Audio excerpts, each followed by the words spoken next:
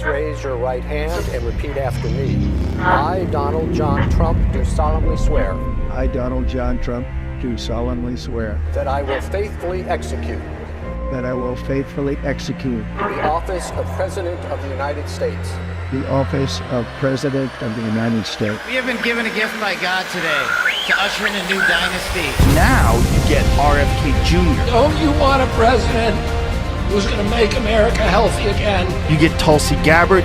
Putting our country in a continual state of war. You get Elon Musk and you get J.D. Vance. A hell of a way to start the next 4 years. The right-wing Avengers. We have an army of digital soldiers. Department of Defense under Donald Trump will achieve peace through strength. Shut down the FBI Hoover building on day one. The rescission of 78 Biden-era executive actions, executive orders, presidential memoranda, and others. The golden age of America has most definitely begun. Begin preparing the 30,000-person migrant facility at Guantanamo Bay. They're getting the dirt bags off these trees. There's one guy who can fix this shit, and it's Donald Trump. What's storm, Mr. President? You'll find out.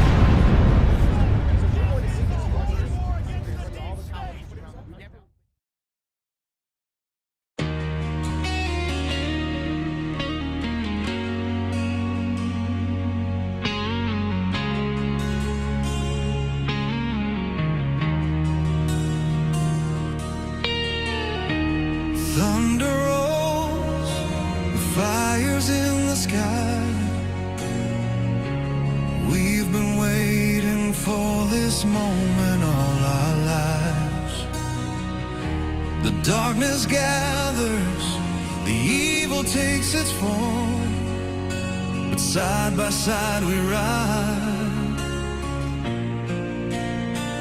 into the storm.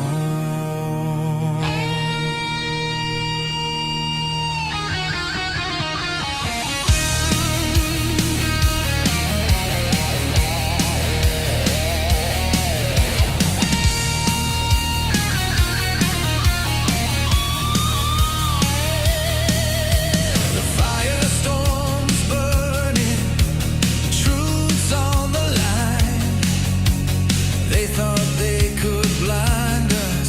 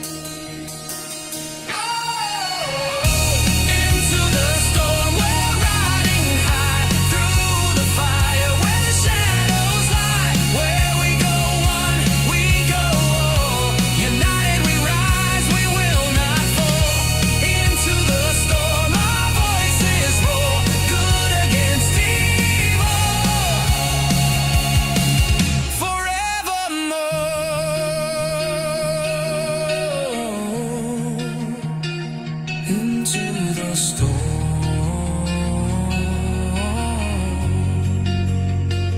into the storm. Together we ride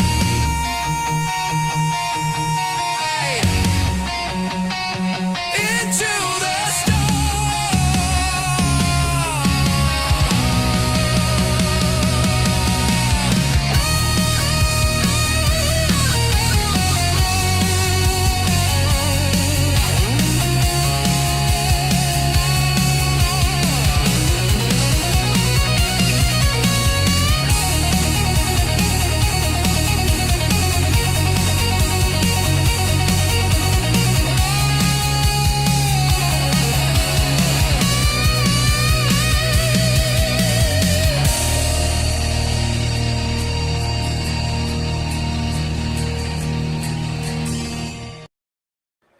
Good morning, good evening, good afternoon, wherever, I can't even do that anymore, wherever you are in the world. Welcome to the Red Pill Project's Daily Dose, live with you Monday through Friday. I hope everybody is doing well out there and having a fantastic week. And yes, tomorrow is April 1st, and tomorrow's Wednesday, April 1st.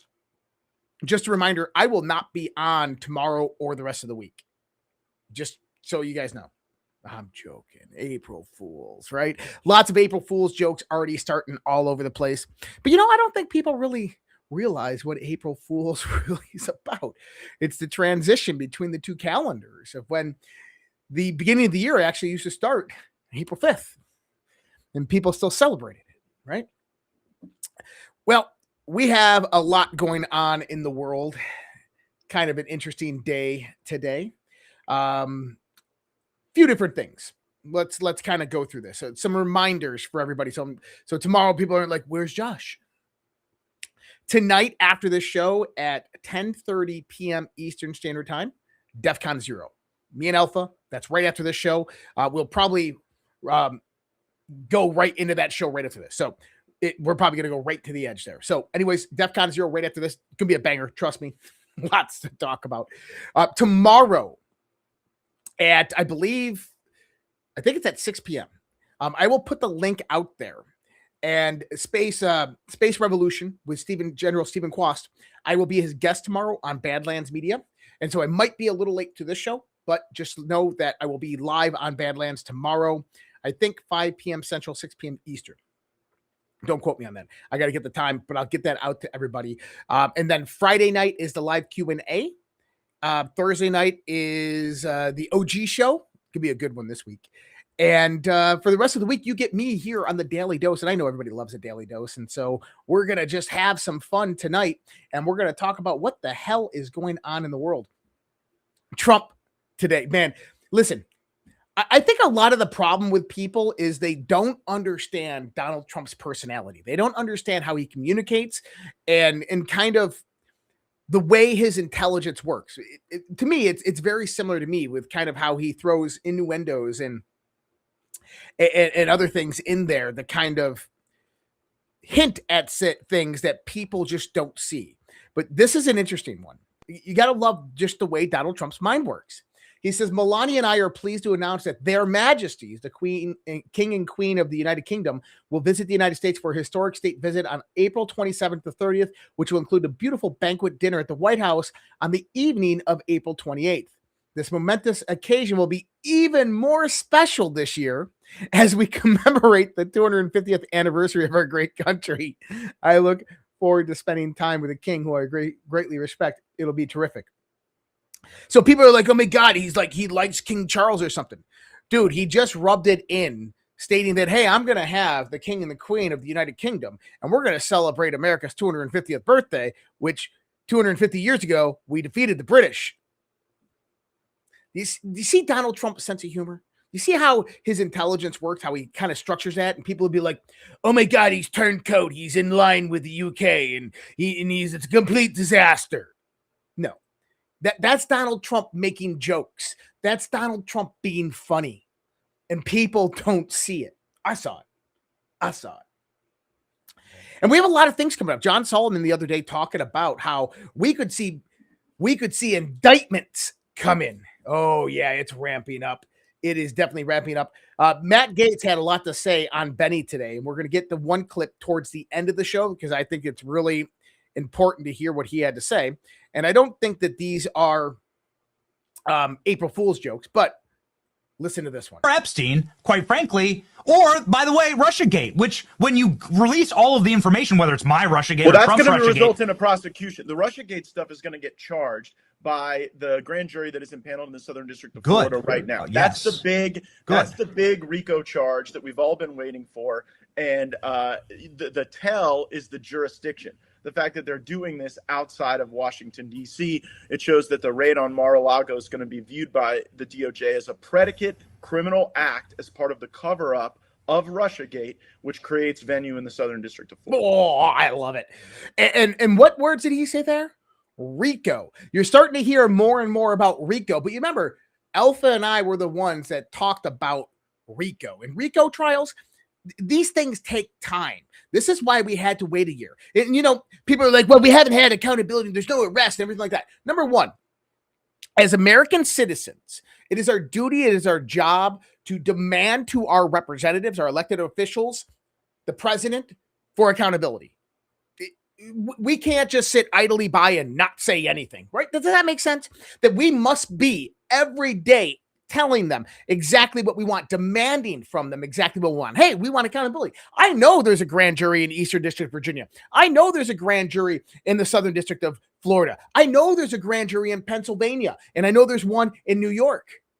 I know that they're doing the work. I don't care. I'm going to continue to demand accountability because that is my duty as an American citizen. That is the fourth branch of government and what rises us, the people, over the lobby, over the money, over the power, over the influence. But there's reasons why the Trump administration last year couldn't just waltz in and start, you're prosecuted, you're indicted, you're indicted. You have to have all your ducks in a row, all your T's crossed and your I's dotted. At the time that they came in, there was still a lot of things to find out and discover. There's a lot of digging to do. Joe Biden's administration came in and tore up documents and threw them out, probably burned them or tried to burn them in burn bags, right?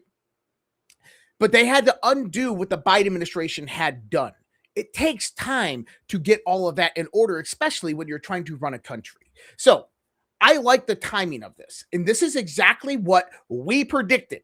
We predicted that you're going to see indictments in around April, May, June timeframe, right prior to the primaries. And then you'll have another dump of Epstein files right in the middle of summer, right when everybody's out there campaigning, right? This is how you take down and produce this red wave in the fall and the November elections.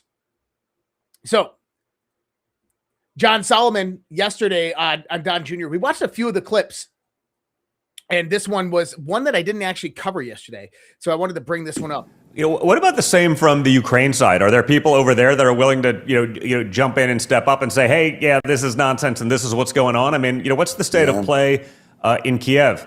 Again, I think most Americans are fed up. I wonder if some of those people are willing to cooperate now. My reporting indicates that Steve Witkoff, who's done a great job negotiating all across the world, including in Ukraine, recently was given some information from some Ukrainian government officials that could be very, very helpful to the last decade of understanding some of the corruption going on and the relationships between our two countries and some of the people who profited or created fraud or did other things, tried to create political influence through untoward means. So, what about the same? And what happened? Oh, hundreds of billions of dollars were funneled into Ukraine, U.S. taxpayer dollars, that then funneled outside of Ukraine, that were embezzled by Ukrainian politicians, oligarchs, banks, foreign organizations, NGOs, and hundreds of millions were promised to flow back into the Joe Biden administration in exchange to the politicians, to the Democrats. This is awesome. I love it because it's all coming out now. People are like, we're the arrest, man. We're the arrest. Well, dude, enjoy it. The world is a stage, and right now you are watching master chess being played. You are watching all the pieces all line up to one great crescendo when it all comes crashing down for the deep state and the globalists. And yes, you have to be optimistic, people. Tulsi Gabbard confirms an investigation into Anthony Fauci focusing on alleged perjury and links to gain-of-function funding tied to Wuhan lab as part of the COVID-19 origins. Oh, yeah. That's true. So listen to this clip. Here you go. Here's another one. But the thing that we are working with Jay Bhattacharya, the new NIH director, on with, as well as Secretary Kennedy, is looking at the gain-of-function research that, in the case of the Wuhan lab, as well as many others around, many of these other biolabs around the world, was actually U.S. funded and leads to this dangerous kind of research that, in many examples, has resulted in either a pandemic or some other major health crisis. Well, let me ask you specifically, because we already know that EcoHealth Alliance was partnering with this Wuhan lab to do gain-of-function research. That's right. We just have never been able to have somebody say, it was that exact experiment that led to this COVID bug. But have we gotten there? What's the new thing that you're digging in on? We are working on that with Jay Bhattacharya and look forward to being able to share that, hopefully very soon. Okay. That specific link. Correct, between the gain-of-function research and what we saw with COVID-19. I mean, that would be extraordinary, because just so the audience knows, if that's true, if it was Peter Daszak's research with the Wuhan so-called bat lady that caused this pandemic, then we did fund it. Then Anthony Fauci helped fund the pandemic. The thing that he denied over and over and over to Senator Rand Paul's questioning. That's right, under oath. Under oath, exactly. So is it any wonder that he sought a preemptive pardon for anything during a certain period of time by President Biden before he left office? And then, if people don't know what happened, in 2014, Barack Obama issued an order to stop all gain-of-function research being done by the Department of Defense, the DIA, and so forth. And at the time, in Chapel Hill, North Carolina, a company called EcoHealth Alliance, which was ran by Peter Daszak, was under a National Institutes and NIAID grant for gain-of-function research. Well, Anthony Fauci, what he did is he sent that gain-of-function research to another place, China, Wuhan Institute of Virology in Wuhan, China.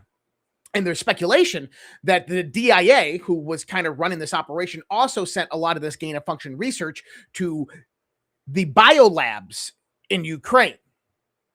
And Anthony Fauci, through the NIAID, funded about $2 to $3 million to the Wuhan lab for EcoHealth Alliance to continue their work at the Wuhan Institute of Virology. Now, this was really, really interesting because it was the same year that Chinese generals in the People's Liberation Army came out, and they talked about the aspects of unrestricted warfare and utilizing bio-warfare as a methodology for domination, for global control. And that included gain-of-function research, their terminology for gain-of-function research, and modifying novel coronaviruses into weapons. They're investigating it. That is like, yes, right? That's one of those things that, why is this all coming out now? I believe the Trump administration is playing games with people for a reason. And let me go back and point with the last story that we were just talking about, right?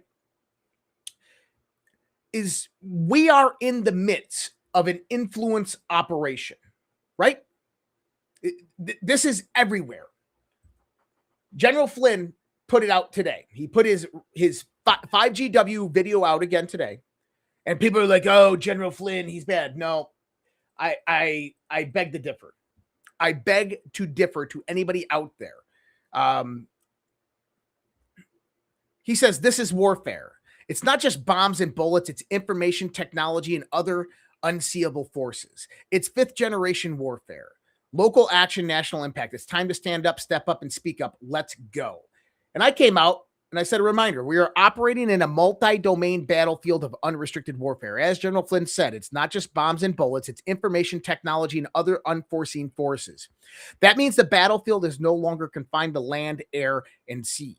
It's in your phone, it's in your feed, it's in your money, it's in your perception of reality. In today's world, the enemy isn't always a nation, a uniform, or a clearly defined force. It can be narratives engineered to shape belief, algorithms designed to influence behavior, financial systems used to apply pressure and control, technological dominance that dictates power without firing a shot. This is fifth generation warfare, where confusion is a weapon, where division is a strategy, where attention is the battlefield. This objective isn't always destruction. It's control of perception, direction, and outcome. And that's the most important part right there. And most people don't even realize they are in it. This is warfare. It's the control of perception, direction, and outcome. Now, I'm going to give you an example here. Laura Loomer came out right after Joe Kent, and she started attacking DNI Tulsi Gabbard. She started attacking General Flynn. And one of the things she said was that sources in the intelligence community had told her that DNI Tulsi Gabbard will be resigning within the next week. That never happened. That never happened. And Tulsi Gabbard is not going to resign. Now, why did Laura Loomer come out and say that? Because Laura Loomer gets intelligence from people, CIA, DIA, these types of people.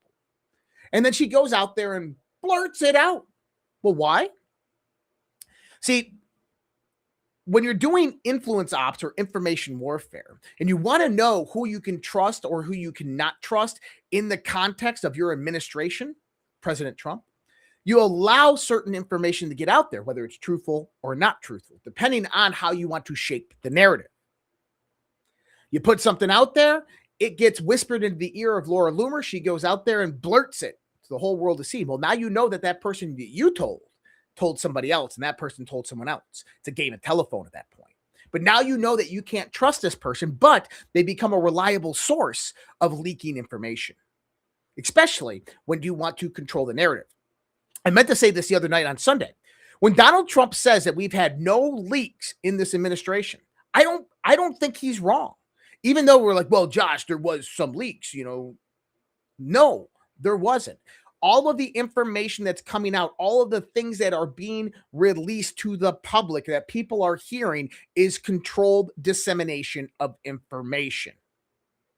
And this is the one beautiful thing about the Trump administration, is they give you this indication that they're not in control, that Trump's not in control, that he's being influenced. I don't believe that for a moment. Why? Because we sat here for the last year saying that Trump is going to go in, he's going to take Greenland, he's going to take Northern Canada, he's going to go and take Venezuela, he's going to take back the Panama Canal, he's going to go into Iran, he's going to do a coup in Iran and do a regime change. Why? Because of China, because of the larger conflicts of war that are occurring.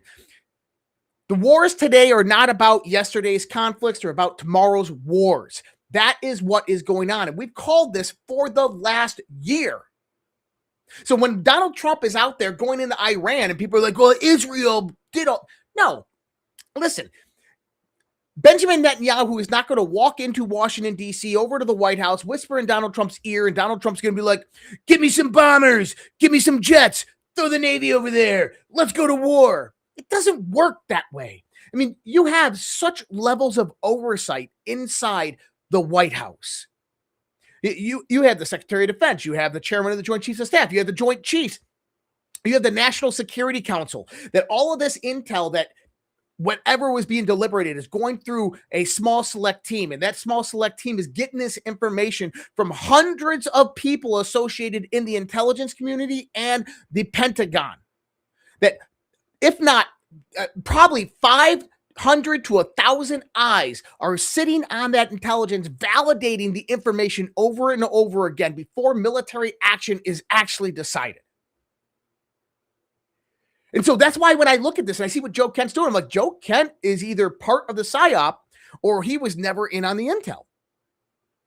So when I look at this again, I start to see that This is information warfare. This is influence operations. The Trump administration, or Donald Trump, wants you to believe that it's one thing when it's really another. Now, why? Because they want to bring attention to something. They want to bring proxy attention to the idea that certain nations have influence and infiltration within our country, whether it's Israel, whether it's China. They have influence over politicians. They have compromise on politicians, people within high-level places in our intelligence community, in the White House. Trump can't come out and all just say all this. I mean, goodness, he'd be Kennedy'd, right? So instead, what he has to do is he has to do it through a proxy methodology. And that comes about through information warfare, narrative control, and influence operations. Now, who is the grand master out there that's worked with Donald Trump since 2015 on movement warfare, on influence ops? General Michael Flynn. And we confirmed this months ago that General Michael Flynn was consulting directly through the national,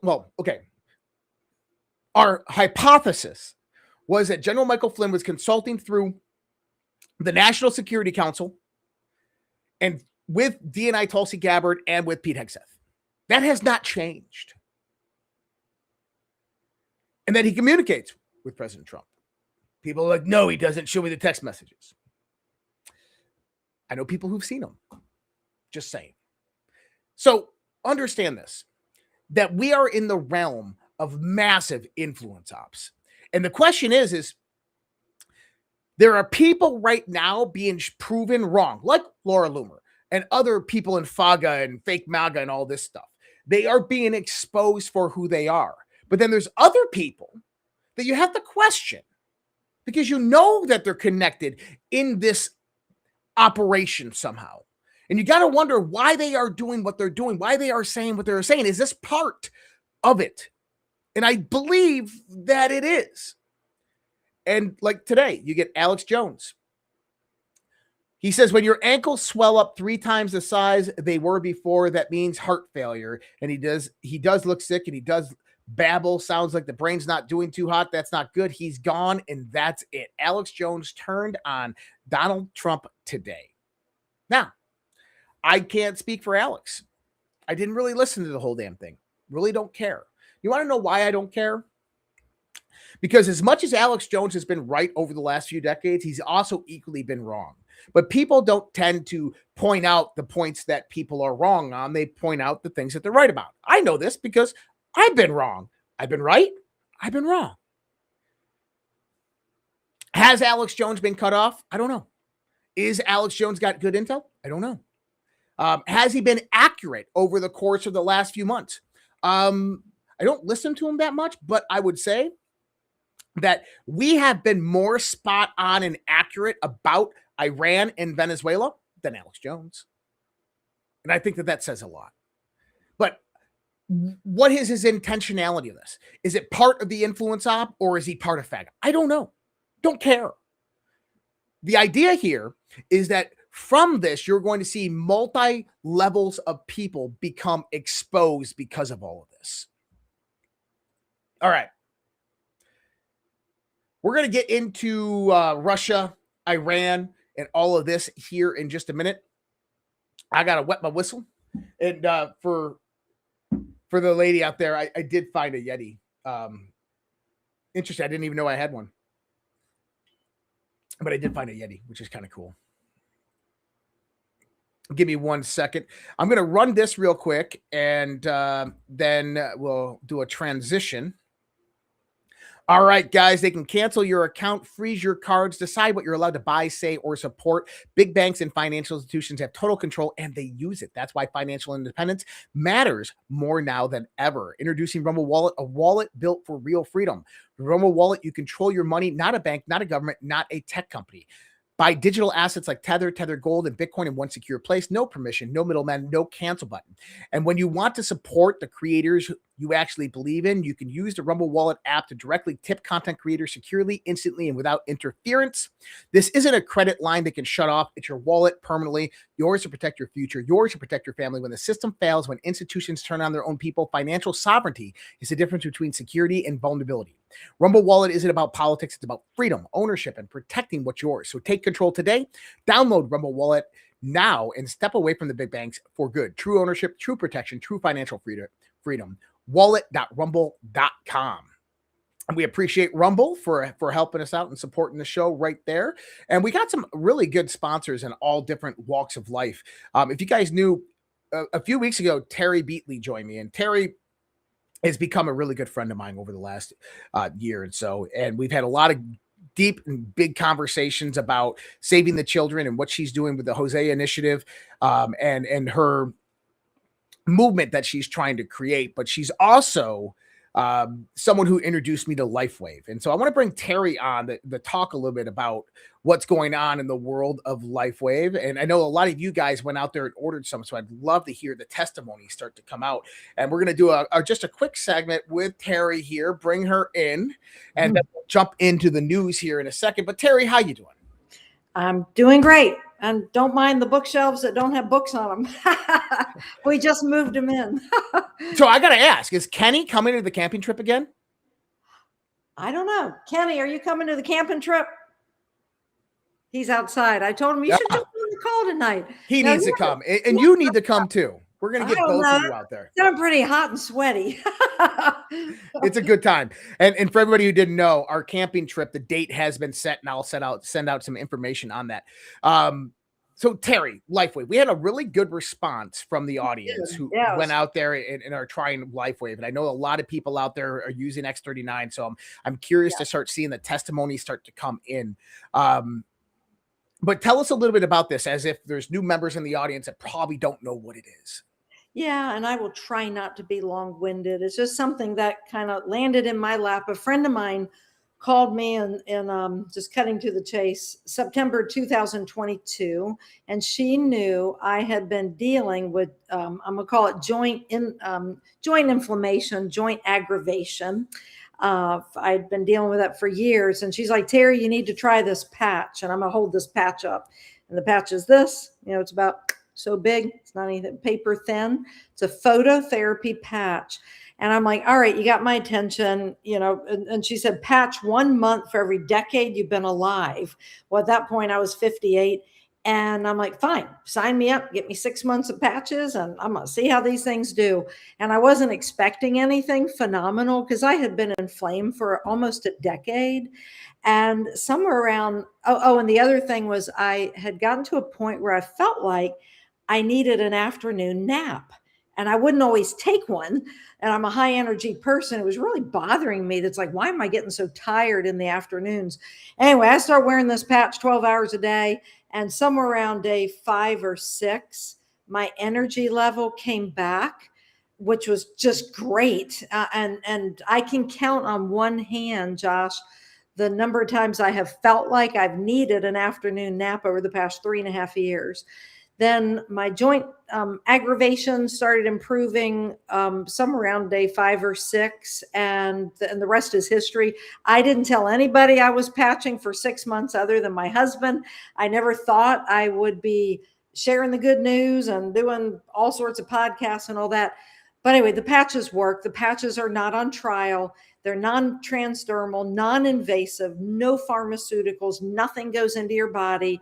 It's called phototherapy. And before I explain how the patch works, I've learned that if I can give 1 or 2 examples, people are like, oh, now I get it. So when a baby is born with jaundice, the baby doesn't get a shot of something. The doctor puts the baby under light. That's phototherapy.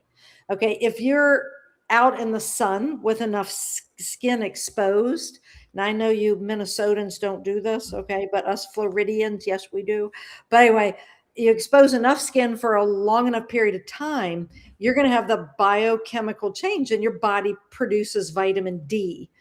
Well, okay, all this patch does is it re-emits your own body's light back into your body. And this patch is designed to, when that happens, so we all emit low infrared light. How do we know that? Think about the military goggles, look at the people running across the southern border. It's picking up their infrared light. So we all emit low infrared light, about 4 to 6 inches. It hits the patch and it's re-emitted back in. Nothing from the patch goes into your body. And then the way this patch is designed, it elevates a certain, it's a peptide. And I'm not even going to get into peptides, as most people don't even understand what it is. But bottom line, when a certain peptide gets elevated, all sorts of good things can happen to the body. And among one of the benefits, which the inventor of this patch had to prove to the United States Patent Office, you wear this patch, it's going to elevate that particular peptide. And one of the many benefits of that peptide is it reactivates your dormant stem cells, your pluripotent stem cells. And I have seen, I'm just going to call it miracle after miracle after miracle, but that's one of the many benefits. And that's what it does. And that's why your people just jumped on board. And it was just like, oh my gosh. And now I'm educating, I'm training, and I love doing that. Yeah. Yeah. I mean, you got Victoria right here. Yep. It works. I think you meant to say X32 is amazing. We got Rotten Dog. I've been patching for 4 months and I can definitely tell the difference. So yeah. And then Victoria again, it's like wearing crystals, only like a Band-Aid. It's awesome. So yeah. And guys, send me your testimonials. Send us your testimonials. Yeah. That's what Josh wants to hear. And that's the life of this. And for any of you who have even just a little bit of a business mind, this company is, it's a USA company, privately owned, started by David Schmidt, who has over 200 patents. He got his start, and Josh, this is cool because that was your background, at least the U.S. Navy. It was the U.S. Navy SEALs. We have 11 different patches, and the very first patch, it was for energy, and it's still a big hit. And then it worked for the United States Navy SEALs. Then the women's Olympic swim team started wearing it in their trials. The 6 out of 8 of the women were exceeding their best swim times. Folks, it uses your fat for additional energy. It's like, yeah. So anyway, but you want to support, Josh. So go get the patches through his link. Don't look me up. And I'm going to point out something. There are a couple people that are, I don't know if the word is illegal, but unethically trying to market this like on Amazon. Don't buy that because you don't know where those patches are been. You don't know if you get your 90-day money back guarantee. It's just a China distributor. Yeah, exactly. Yeah, no, we have found mock-ups. Yeah. But anyway, it's one of a kind American company. And when this patch came out on the market, which I guess it's been 5 years ago, the company grew from 20 million to close to 1 billion in revenue. So it's legit, zero debt. And I believe everybody, just like everybody breathes oxygen, I truly believe this. And this is what I tell people I train. If you understood the benefits of patching and elevating that peptide, you would never stop patching because of the benefits. And it's too much, and I don't want this to be something long tonight, but join Josh's team. I do educational webinars. And by the way, I can do one Saturday morning. Let me just double check. Yeah, I think it's going to work. Yes, I can do it Saturday morning at 11 a.m. Eastern time. And I've done this for Josh and Alpha 2 other times. And it must be needed or wanted because very few people jumped off. So if you have questions, that's a great. Yeah. So how to use them, how to apply them, where to put them. And also if you're interested in kind of getting involved in Lifewave, this is the call that you want to be on Saturday. And then, so this is my website, guys. This is redpills.tv. And if you just go to sponsors up at the top, and I put that link in the chat so you guys all see that. But if you just go to sponsors, you'll see Lifewave right there. You just click on learn more. You can go directly to life.redpills.tv, which this link will take you to. Or you can scroll down and there is the webinar information. We'll get that mailed over to you. Yeah. And if anybody needs it, just email me, redpillstv at gmail.com. I will send you that webinar link. But one thing is, if you want to save money when you're going out and getting these, make sure that at checkout, you go and select preferred customer or preferred customer plus. Yeah. Do I have time to put in a plug for like Y plus? I can say it in 30 seconds or less. Sure. Okay? Go ahead. In my personal opinion, You are better off signing up as preferred customer plus. Do not sign up retail because you're going to be paying Lifewave an extra $50. Don't do that. You want to get them at these wholesale prices. You can stop at any time. Nobody's holding a gun to your head. You can stop at any time. But if you do preferred customer plus, you pay an extra $25, but what are you getting for that?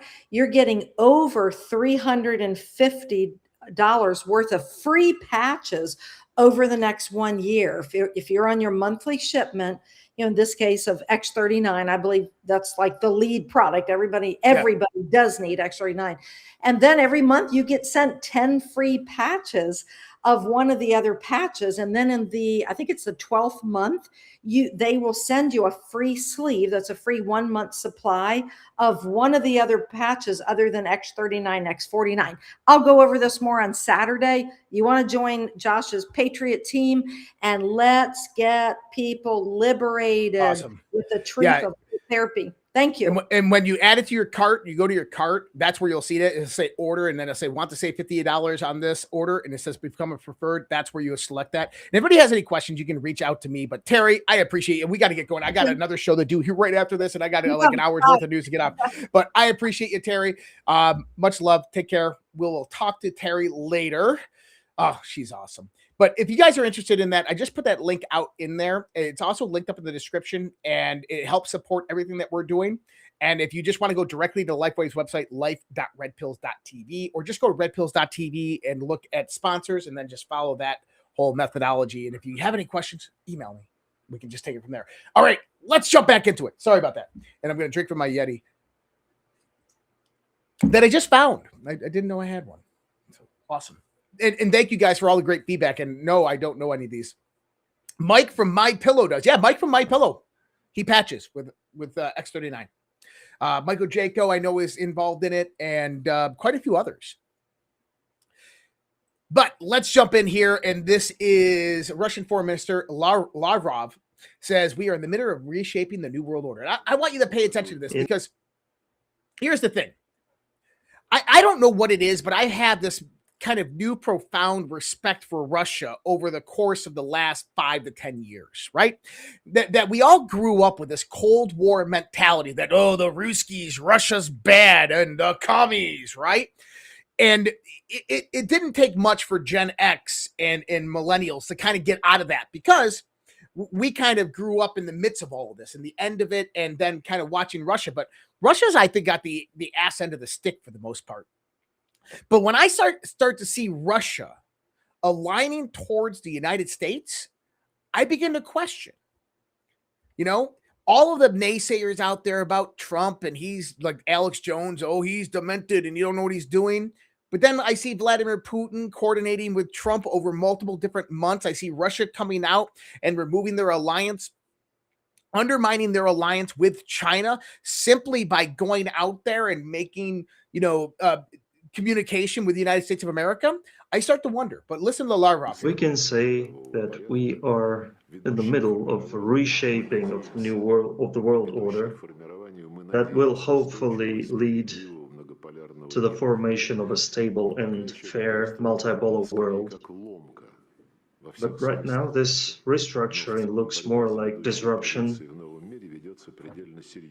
in all spheres, and the fight for power across the world is fierce. And political scientists in Russia and in the world point at a whole number of manifestations that indicate the very challenging history of today's situation. Okay, so what did he say there? Well, interestingly enough, it's almost like he watched my show, right? He comes out there and says that we're watching the transition of a new world order, and it's the forming of a multipolar world. But what you're seeing right now looks in the midst of chaos, because that is the reshaping that's occurring, because before any system can re-optimize to the next level, it has to go through a reorganization, and that reorganization is what we consider to be chaos, and that's what we're having right now. And he even said that it is about the exchange of power. That power is going on right now, and people are competing for it. Things are moving, and that produces the chaos. Man, great post right there by comments by Sergey Lavrov, because it's exactly what we've been talking about for the last couple years on this show. Trump today, oh my God, I mean, as if you listen to DEFCON 0, you should be smiling right now with what happened today in the White House, because you heard it there first between me and Alpha.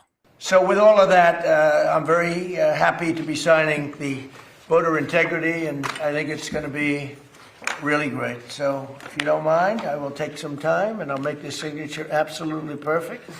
So it looks very good. So far, so good.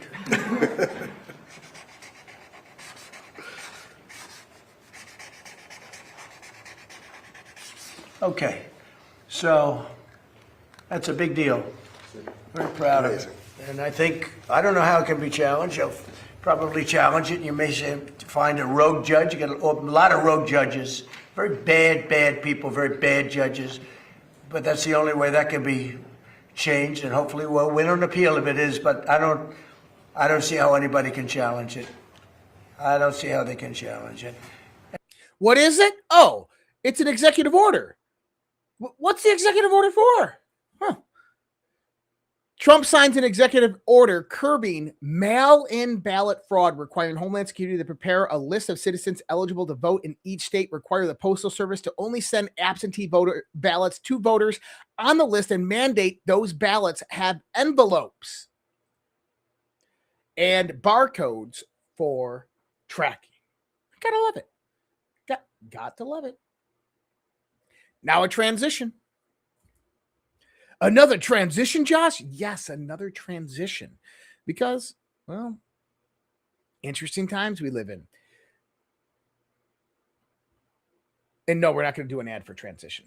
But what I am going to do, and we'll do one here in a little bit, but not right now. Pete Hegseth today, listen to what he says. You remember my March 2025 article that I wrote? Remember when I went on Redacted back in 2024 and I talked about the Iranian regime change? The new Iranian regime should know that by now. This new regime, because regime change has occurred, should be wiser than the last. President Trump will make a deal he is willing, and the terms of the deal are known to them. If Iran is not willing, then the United States War Department will continue with even more intensity. Well, there's your confirmation right there that a regime change, a coup d'etat took place, and that the Trump administration is working with the civilian counterparts in the government. Now, this is where it gets interesting, okay? So, Iranian President Pezeshkian, okay, says Iran's President Pezeshkian says Iran is ready to end the war with the U.S. but wants guarantees. Pezeshkian comes out and says they're ready to end the war? That's interesting. He's coming out saying he's ready to end the war right now. And there was another part to this that I thought I had. Hold on.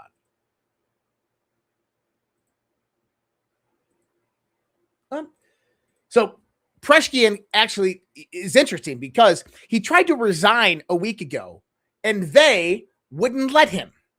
Who was they?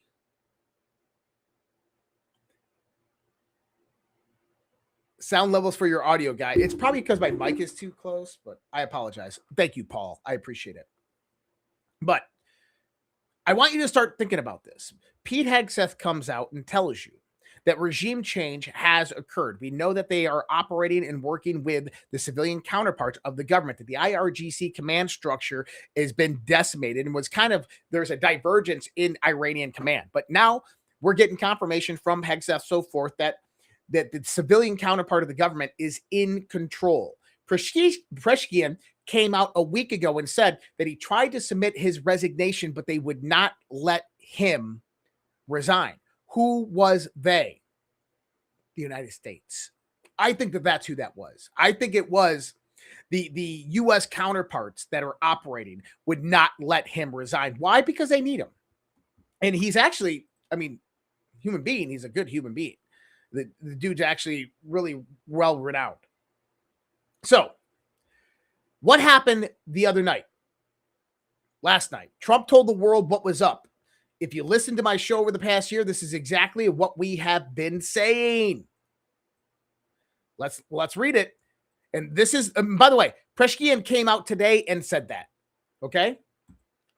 Trump says all of those countries that can't get jet fuel because of the Strait of Hormuz, like the United Kingdom. Remember, he just put out saying Charles and Camille are coming out to visit us, and he's so well respected. We're going to celebrate the 250th anniversary of the birth of America. But then he comes out here, all the countries that can't get jet fuel because of the Strait of Hormuz, like the United Kingdom, which refused to get involved in the decapitation of Iran. I have a suggestion for you. Number one, buy from the U.S. We have plenty. Confirmation. We've been discussing that for the last 6 months. We have plenty. Number two, build up some delayed courage, go to the Strait and just take it. You'll have to start learning how to fight for yourself. The USA won't be there to help you anymore. Number two, leaving NATO. Just like you weren't there for us. Iran has been essentially decimated. The hard part is done. Go get your own oil, President DJT. Now, this means more than you could ever imagine because the UK, obviously the London Financial District, the large insurance companies, Lloyd's of London, control the money flow of Iranian oil and Middle Eastern oil. BP, KNG, all of these oil companies own tons of the infrastructure within Qatar and Iraq and in Iran. And Trump just kicked them out of the Middle East and then told them, hey, I gave you the chance to share in this, and you said no. And so you know what? Go find your own oil, or you can just buy from us. But we're not going to be defending you or helping you anymore because we're going to be leaving NATO. At least that's what I got from that, and it's just a massive confirmation of everything that we've been talking about. And then, Preshkian comes out today and says what? We are ready to end the war. Now, Preshkian comes out and says this, and then Donald Trump says this, and I want you to analyze these two counterpoints here. Nothing to do with that. What happens in the Strait, we're not going to have anything to do with because these countries, China will go up and they'll fuel up their beautiful ships and they'll leave and they'll take care of themselves. There's no reason for us to do it. We hit them hard. We got rid of a lot of the radicalized lunatics along the Strait. But if they want something, but I would say that within 2 weeks, maybe 3, we're hitting them very hard. Last night we knocked out tremendous amounts of missile-making facilities. We, as you probably read or wrote, we knocked out. Excuse me. Pardon me for interrupting. The U.S. will be gone or done with the war in 2 I think 3 we weeks? 2 or 3 weeks. Not 3 weeks. If it is we'll 3 leave weeks, because there's no reason for us to do this. Look, problem with the Strait, a guy can take a mine, drop it in the water, and say, "Oh, it's unsafe." It's not like you're taking out an army or you're taking out a country or they can drop it. Or you can take a machine gun from the shore and shoot a few bullets at a ship. Or maybe an over-the-shoulder missile, small missiles. That's not for us. That'll be for France. That'll be for whoever's using the Strait. But I think when we leave, probably that's all cleared up. Today I heard tremendous numbers of ships were sailing through. We're negotiating. And he's right. Tremendous amount of ships are sailing through the straits. The Strait of Hormuz is absolutely back open for business. Now think about this. Donald Trump gave an ultimatum to Iran a night ago. Basically, let's make a freaking deal or we're going to bomb the shit out of you. Don't forget your deadline is still in place. You got before April 6th, the day after Easter. Preshkian comes out and says, we are ready to make a deal. This morning, Trump comes out and says it'll be over in 2 to 3 weeks. And then what do you see? Massive flow through the Strait of Hormuz and U.S. stocks begin to skyrocket. What does that mean? A deal has most likely been made. Now, what is that deal? Will we see ground troops in Iran? I think that we might, but I don't think it's for the reasons that people think it is. So one of the things that I have come to understand through my analysis of what's going on between the U.S. and Iran is that the negotiations that were occurring in Geneva, Switzerland, was with the civilian counterparts of the government. And from that, the civilian counterparts of the government were told, we're going to give you control of the country, but we're going to decimate the IRGC. We're going to take out all of the theological regime that controlled the country. And I believe that they agreed with it. And so there is still the removal of various different hardliners and factions in Iran that could easily coup that country, the current regime, and take it over. And I think that that's what they're trying to do, is ensure that the ballistic missile production facilities, the nuclear facilities, all of the weapon manufacturing facilities are all decimated and destroyed prior to the transition of power. And you're going to see something very, very similar, I believe, with Iran and Russia, as you see with the United States and Venezuela. I think it's either going to be Russia or China. And Iran, I mean, China already controls them, but it's going to be more on the international front, even potentially even a Board of Peace membership. I'm shitting you not. This is what I'm hearing. Board of Peace, Iran. I know that sounds weird, but give it time and you'll understand what I'm talking about, is that you're about to see a transition of Iran back into the global community. And Donald Trump, give it 2 weeks and watch what happens. And then you get the psyops, right? You know, have you noticed that the Trump administration does something very, very well? And that is the idea of misdirection. President Trump is playing a completely different game than everybody else on the global stage. And even for many of the influencers who don't understand various different operations and military operations and psychological operations, most people are still watching Iran like it's Iraq 2.0. It's not. We're watching multi-domain unrestricted warfare unfold in real time. Look at the pattern. Massive naval buildup, air power stage, endless talks of ground troops, media primed in invasion, right? You keep, Pete Hegseth was talking about ground troops today. That's the expectation being set. But expectation does not equal intent. This is classic misdirection. Don't spend a month conditioning your enemy for a ground war unless you have no intention of giving them one. Think about that. They spent the last month allowing Iran to prepare for a ground war. Do you think they're going to send in 2,800 or 3,500 troops? No. You don't. What does this do? What this does, it forces Iran to prepare for the wrong fight. It stretches their defenses. It creates internal uncertainty. It drains decision-making clarity, psychological warfare, game theory. This is the trap that was set. If your opponent is bracing for invasion, the optimal mood is speed, precision, and asymmetry, not occupation, not nation building. Something fast, something targeted, something decisive. Decapitation strikes, critical infrastructure hits, special operations with defined objectives. Then, just as fast as it starts, it stops. Objective achieves narrative control. No prolonged war, no quagmire. That's the shift that most people are still missing. This isn't about overwhelming force. It's about shaping perception, forcing miscalculations, and striking where the enemy is weakest, not where they're waiting. Unrestricted warfare. The battle isn't just physical anymore. It's psychological, it's informational, it's economic. And right now, the battlefield is being controlled. Watch Trump's next move, because I don't believe it's going to be what people think it is. Now, I do think that we probably will have special operation forces go into Iran, probably to grab that uranium, like we talked about last week, Iranian uranium, right? 1,000 pounds of it. But that would probably be a Delta Force mission. They would have to clear the path before that. Iran's a big country.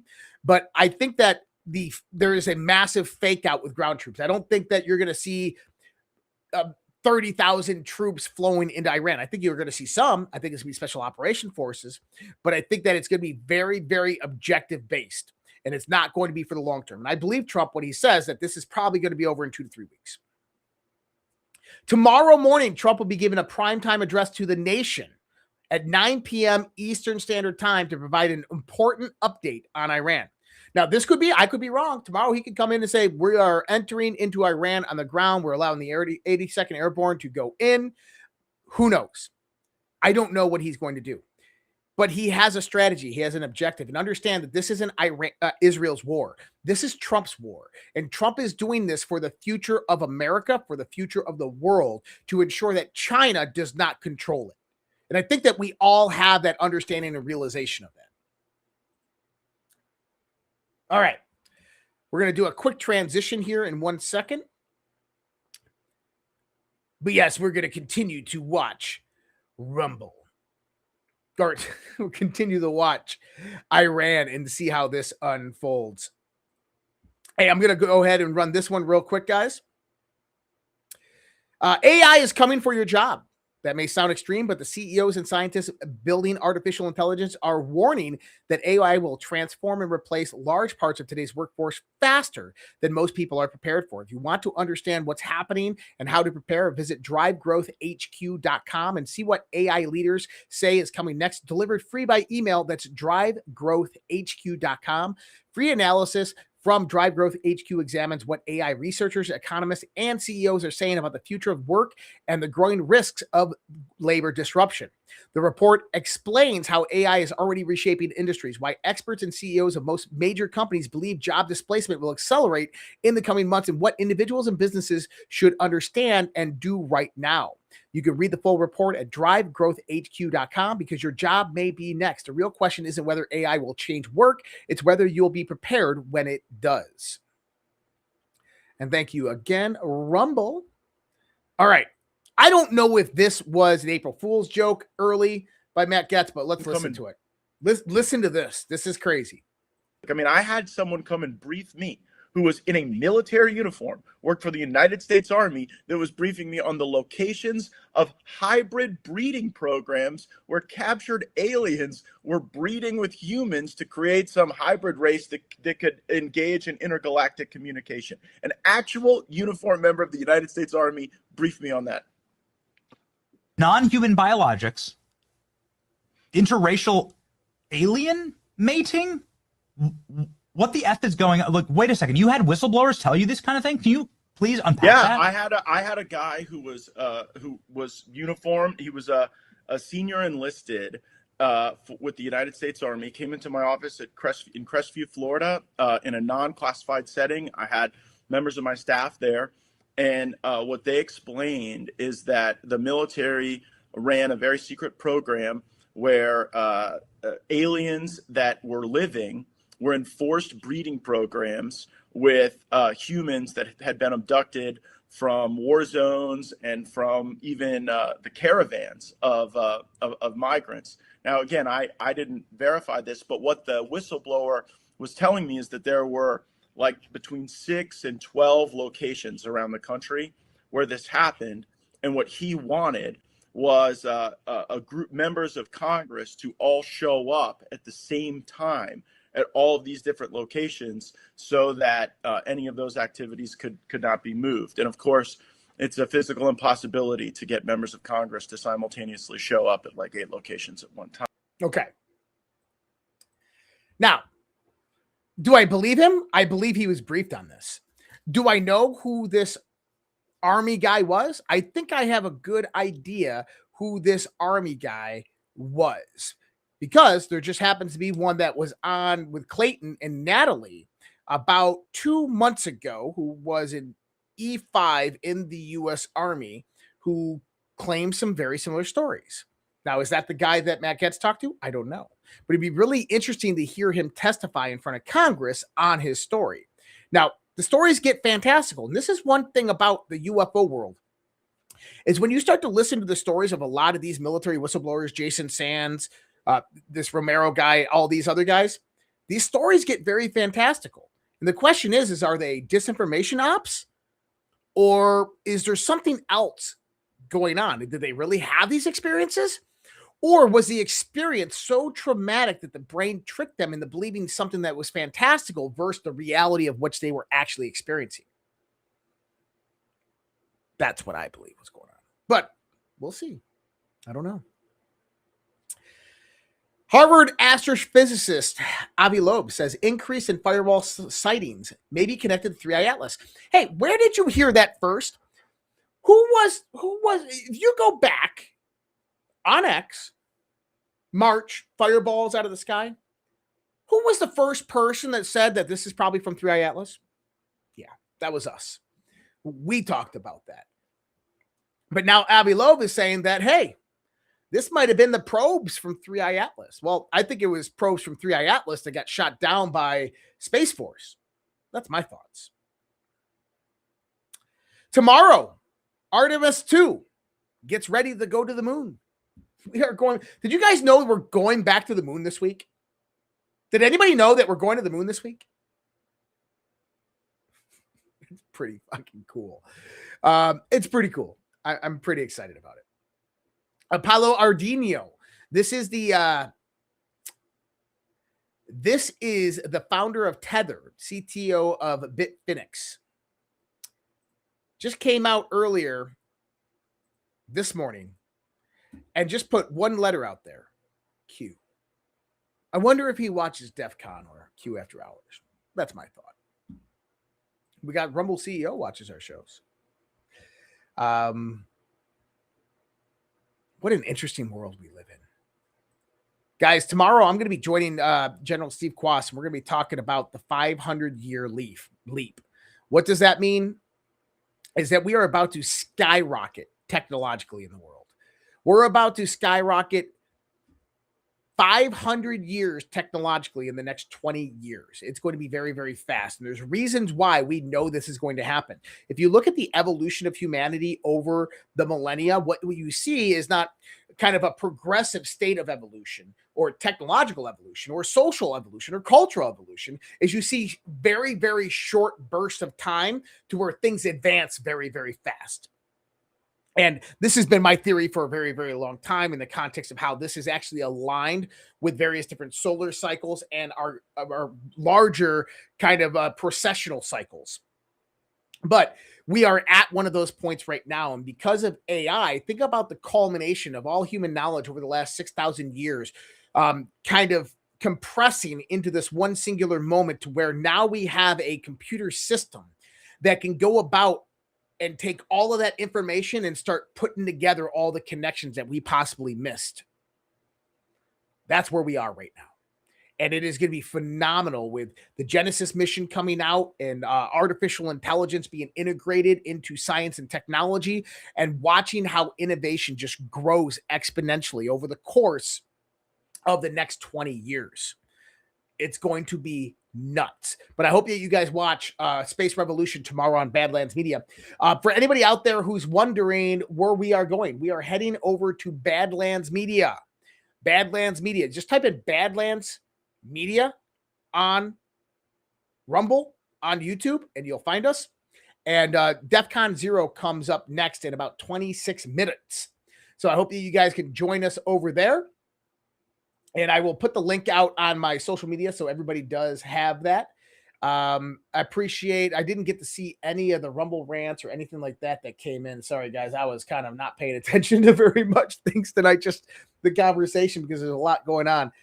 Thanks for all the likes, guys. We only got 461 likes on Rumble. And on YouTube, I think that we're well under 100. Come on. Can we get some likes, guys? Can we get some likes? Likes are free. I appreciate you guys. What goes up must come down. That's absolutely right. All right. I'm going to head over to DEF CON. I'll see you guys in about 30 minutes from now. Much love, respect. God bless. Take care. Have a great night. Oh, by the way, Lifewave. If you guys are interested, that link is down below. It's in the description. life.redpills.tv, or just go to redpills.tv and go to sponsors. Click on Lifewave, and then you can register at the bottom right there for that live Zoom, which is this weekend. So, all right, guys. Much love, respect. God bless. Take care. Have a great night. We'll see you.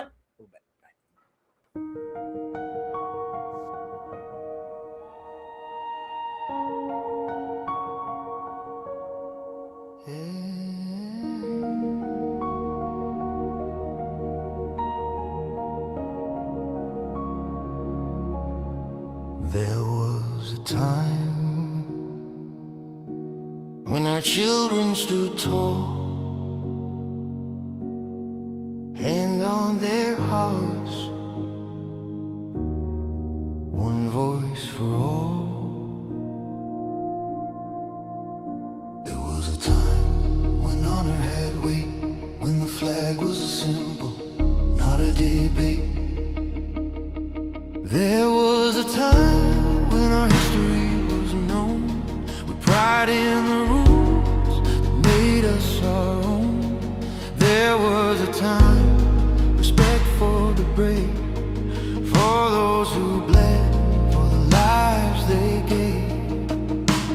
Now the homeland burns to silent war. Truth is twisted, we can't ignore. Through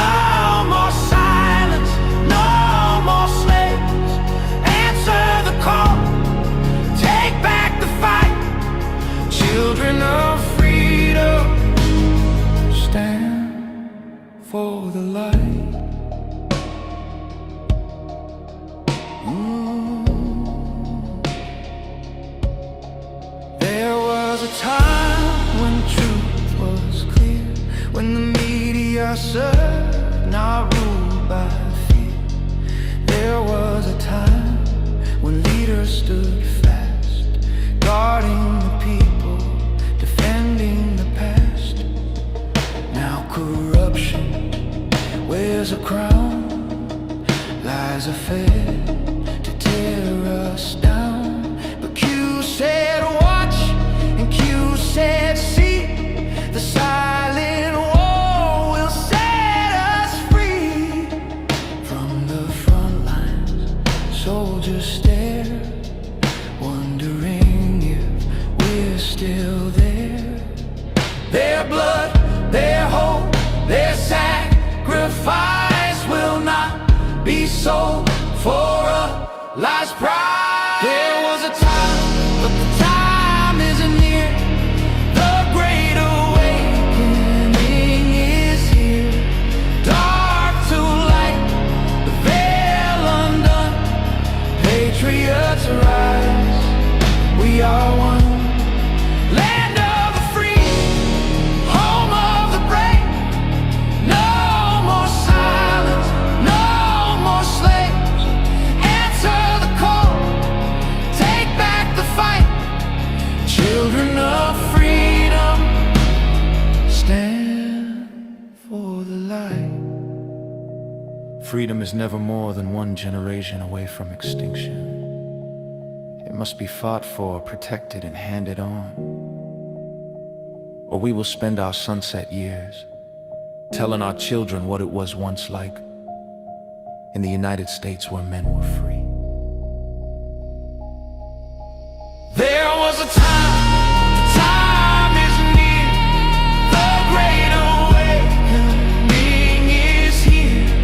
Dark to light, veil undone. Patriots rise, we are one. Land of the free, home of the brave. No more silence, no more slaves. Answer the call, take back the fight. Children of freedom, stand for the light. There was a time, there was a time. Now is the time. Do it.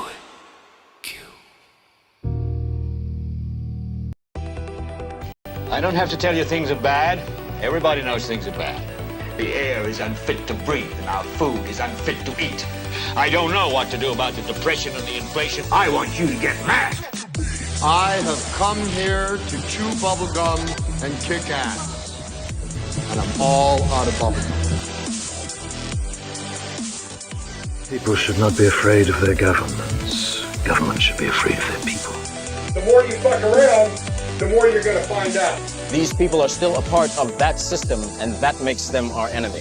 We accept the reality of the world with which we're presented.